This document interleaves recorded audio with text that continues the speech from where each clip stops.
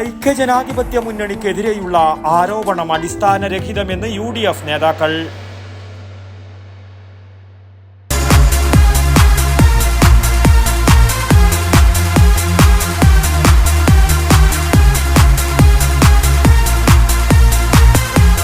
IC Moon Ice Cream, a Janata Charitable Society product.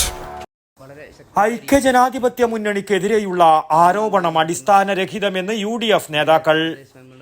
UDF Kalliasseri നിയോജക മണ്ഡലത്തിലെ UDF പ്രചരണത്തിന്റെ കലാശക്കൊട്ട് പഴയങ്ങാടിയിൽ നടക്കുന്നതിനാൽ ഇരു മുന്നണികൾക്കും പോലീസ് സ്റ്റേഷനിൽ നിന്നും പഴയങ്ങാടി ബസ് സ്റ്റാൻഡിൽ ലാൻഡ് ഏരിയ മാർക്ക് ചെയ്ത് തന്നിരുന്നു.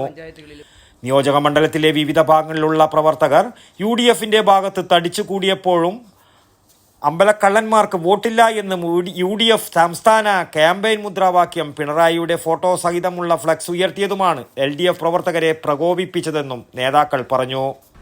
ഒരു ഫ്ലക്സ് പ്രദർശിപ്പിച്ചത് ആണ് പ്രകോപനത്തിന് കാരണം എന്നാണ് LDF പറയുന്നത്. നമുക്കറിയാം, മുഖ്യമന്ത്രി ഉൾപ്പെടെ എല്ലാ നേതാക്കളും വിമർശന വിധേയരാണ്. ആരും വിമർശനാതീതമായിട്ട് ഈ രാജ്യത്തില്ല.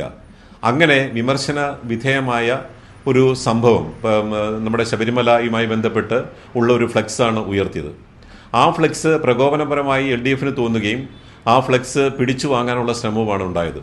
ആ ഫ്ലെക്സ് പിടിച്ചു വാങ്ങാൻ വേണ്ടി CITU ഉൾപ്പെടെയുള്ള തൊഴിലാളികളും LDF പ്രവർത്തകരും വാഹനത്തിലേക്ക് അതിക്രമിച്ച് കടക്കുകയും അവിടെ വെച്ച് ആ നിലപാട്, അതായത് ആ ഫ്ലെക്സ് പിടിച്ചു വാങ്ങാനുള്ള ശ്രമമാണ് ഞങ്ങളുടെ സ്ഥാനാർത്ഥി അവിടെ പ്രതിരോധിച്ചത്.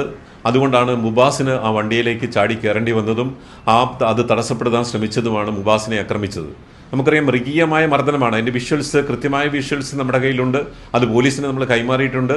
അത് മുബാസ് എന്ന് പറയുന്ന ഞങ്ങളുടെ സ്ഥാനാർത്ഥിയെ അതിക്രൂരമായി ഒരു പൂർവ്വ വൈരാഗ്യം വെച്ച് ആക്രമിക്കുന്ന രീതിയാണ് അവിടെ കണ്ടത്. ഒരു മുൻവിധിയോടുകൂടി ഒരു പൂർവ്വ വൈരാഗ്യം തീർക്കുന്ന രീതിയിലാണ് ആക്രമണം ഉണ്ടായത്. ഐക്യജനാധിപത്യ മുന്നണിയുടെ നിരവധിയായ പ്രവർത്തനങ്ങൾക്ക് മർദ്ദനമേറ്റു.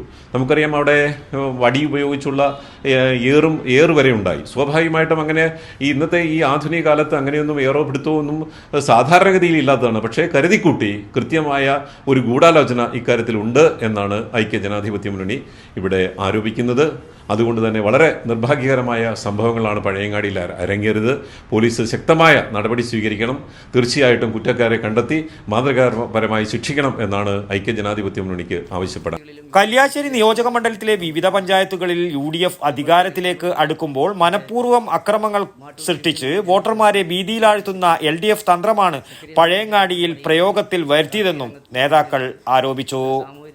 UDF നിയോജക മണ്ഡലം chairman MG Sunil Prakash, AP Badaruddin, O Basheer, BP Gokulan, K Kumaran, Zainul Abidin, Sajid master എന്നിവർ പങ്കെടുത്തു. News bureau, Pazhayangadi.